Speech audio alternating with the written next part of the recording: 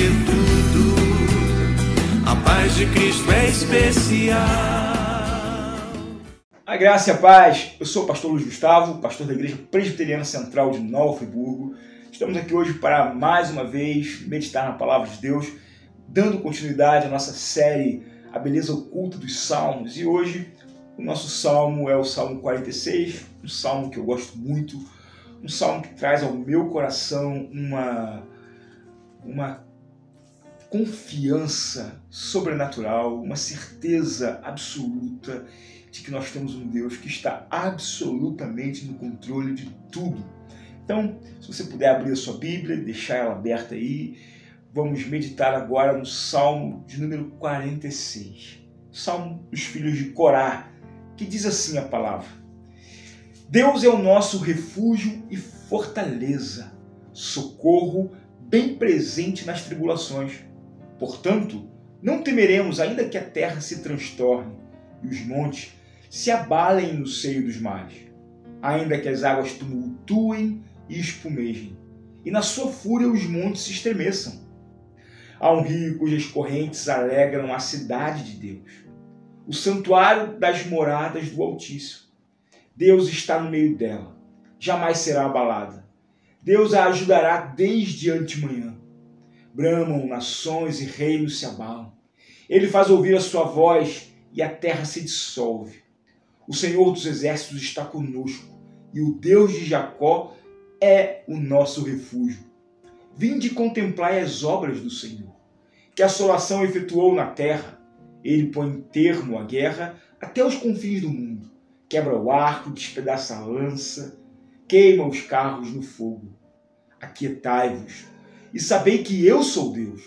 Sou exaltado entre as nações, sou exaltado na terra. O Senhor dos exércitos está conosco. O Deus de Jacó é o nosso refúgio. Amém, querido? Que Deus abençoe a sua vida, que Deus abençoe a exposição desse salmo, que ela seja bem útil e prática para você. Bom, eu vejo 5 conselhos aqui, 5 partes nesse salmo que me são muito raras, né, e caras, porque são universais. São 5 verdades universais que eu quero rapidamente apresentá-las para você.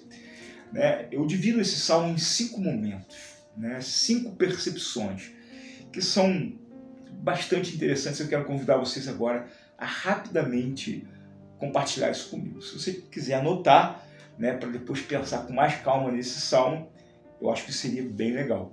Bom, o texto começa dizendo assim: Deus é o nosso refúgio e fortaleza, socorro bem presente nas tribulações. Portanto, não temeremos, ainda que a terra se transtorne, os montes se abalem no seio dos mares, ainda que as águas tumultuem e espumejem e na sua fúria os montes se estremeçam.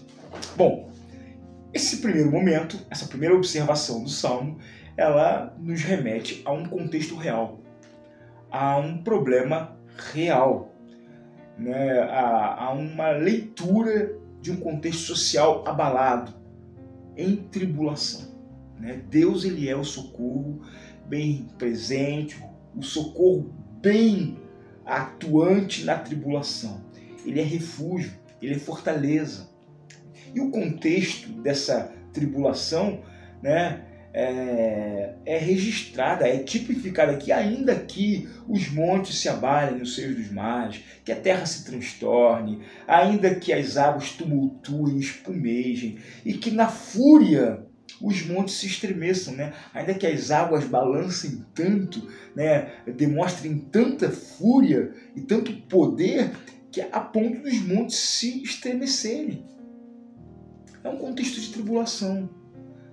E é uma figura de linguagem que se conecta à sua tribulação, aos seus problemas. A fúria com que os problemas batem diante da tua vida, né? A fúria como a do mar batendo nas rochas, assim são os problemas batendo na tua vida, né? A terra se transtornando, mas ainda assim há uma fé estabelecida aqui, né, dizendo que não temeremos, ainda que tudo isso aconteça. Mas aqui nós estamos num problema real.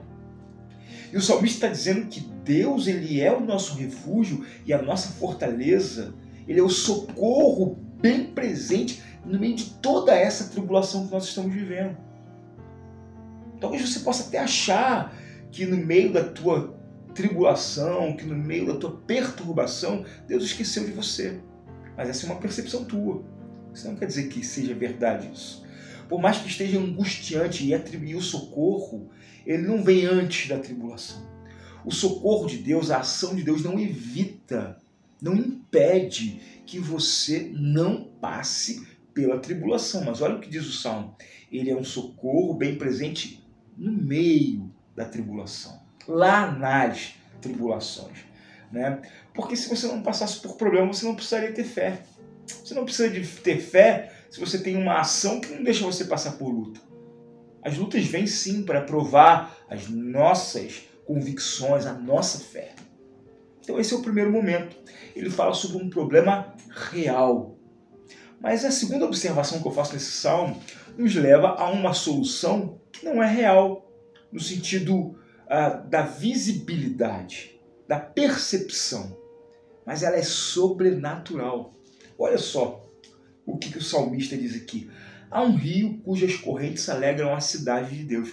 Qual é a cidade de Deus na Bíblia? Jerusalém. Onde está o santuário das moradas do Altíssimo. Deus está no meio dela. Jamais será abalada. Deus a ajudará desde antemanhã. Deus está no meio dessa cidade e há um rio que corre no meio dessa cidade. A cidade santa é Jerusalém. Mas tem uma coisa. Em Jerusalém não tem rio. Nenhum rio corre no meio de Jerusalém. Por quê? Porque Jerusalém é uma cidade situada no alto de um monte. O Monte Sião. Jerusalém foi construída no Monte Sião. Então não tem como o rio subir e descer. Não tem como o rio de lugar nenhum brotar e descer. Então não passa rio na cidade da Jerusalém física. Mas o que esse texto está me ensinando é que esse rio não é um rio físico, não é um rio real, é um rio metafísico, é um rio que na verdade é uma metáfora de algo espiritual que acontece. Mas é interessante que esse rio está presente em várias partes da Bíblia. Havia um rio que corria na cidade do Éden, no meio do Éden havia um rio que passava por lá, na verdade mais de um rio que se dividia, né? Ezequiel tem a visão de um rio que passa no meio da cidade santa. O Apocalipse fala no capítulo 22 de um rio que cruza a cidade santa. Todos esses rios são tipológicos, são alusivos, são uma metáfora do rio que Jesus disse lá no Evangelho de João, que brotaria dos nossos corações. Aquele que crê em mim terá como um rio que brota no seu interior, um rio de águas vivas, um rio de esperança, águas que não cessam, águas que matam a verdadeira sede. Esse rio da fé que nós temos no Salvador, que brota do meio da nossa vida. E você é a cidade santa, você é a habitação, né, do Altíssimo, né? As moradas do Altíssimo são os nossos corações, porque Deus habita em nossas vidas, o Espírito Santo habita em nós, e quando nós cremos, né, no Senhor, um rio de águas vivas brota e jorra do meio do nosso coração. Essa é a grande beleza. Então, querido, entenda que ainda que exista uma realidade diante dos seus olhos, você precisa crer que existe uma realidade que está além da tua capacidade de enxergar fisicamente. Há uma solução metafísica, há uma solução sobrenatural, há uma solução espiritual que está acontecendo ao mesmo tempo dos problemas da tua vida. E é interessante como o salmista vai me mostrar que essa realidade sobrenatural se conecta com essa realidade natural, como o metafísico se comunica com o físico, como o extraordinário se conecta com o ordinário. Veja o verso 6 aqui do Salmo. Bramam as nações, reinos se abalam, ou seja, é a realidade física, é a realidade diante dos nossos olhos. Mas ele faz ouvir a sua voz e a terra se dissolve. Ou seja, há um problema no campo físico, mas há uma voz que vem do metafísico, que se conecta com os problemas e faz a terra se dissolver. Esse é o terceiro ponto. O nosso Deus, ele é transcendente. Ele sai da sua condição metafísica e interage. Na antiguidade, eles iam chamar isso de Deus Emanuel, do Deus conosco. O Senhor dos Exércitos, verso 7, está conosco. O Deus de Jacó, ele é o nosso refúgio. Que maravilha! O Deus de Jacó. Sabe por que ele se refere ao Deus de Jacó? Porque ele vai nos fazer lembrar de um Deus que foi providente na vida de Jacó, que foi transformador na vida de Jacó, que foi sobrenatural na vida de Jacó, que se relacionou, resgatou e transformou a vida desse homem e fez desse homem que não tinha uma história, fez desse homem que era solitário, um povo, fez desse homem que era um indivíduo cheio de problemas, uma nação. É o Deus de Jacó que é a nossa fortaleza, é o Deus de Jacó que é o nosso refúgio, e é nisso que eu sou convidado a pensar, a refletir e em crer. Mas o texto vai além. A partir do verso 8, nós temos aqui o quarto momento, o quarto elemento importante para nossa reflexão. Diz assim o verso 8: vinde contemplai as obras do Senhor, que assolações efetuou na terra. Sabe, não tem como você entender a ação de Deus no nosso presente. Então você precisa olhar para o passado. Vinde contemplar. Contemplar o quê? O que ele fez. Não as assolações que ele fará, mas a que ele efetuou. Nós temos que aprender a olhar para o passado, para o Deus que agiu no passado, para o Deus que efetuou obras maravilhosas no passado, e entender que a natureza do Deus do passado é eterna. Então, os atributos do Deus do passado serão os atributos do Deus do presente e do Deus do futuro. Isso é fé. E o cristianismo está posto nessa plataforma de fé. E nós temos que transpor o vale da dúvida, o vale da dor, o vale do desespero, o vale da desesperança e atracarmos no cais das promessas do Senhor que estão aqui. Vinde contemplar. Olha para o que ele fez. Sabe, quando eu penso na história de Jacó, que é citado aqui no verso 7, eu entendo que Deus deu uma providência para Jacó antes da tribulação.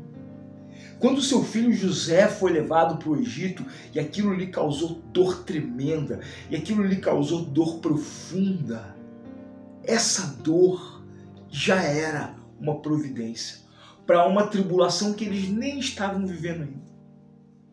É bem verdade que algumas ações de Deus elas causam efeitos colaterais na nossa vida. Perder aquele filho foi doloroso demais.